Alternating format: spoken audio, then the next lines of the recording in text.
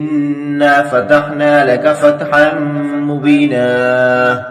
ليغفر لك الله ما تقدم من ذنبك وما تأخر ويتم نعمته عليك ويهديك صراطا مستقيما وينصرك الله نصرا عزيزا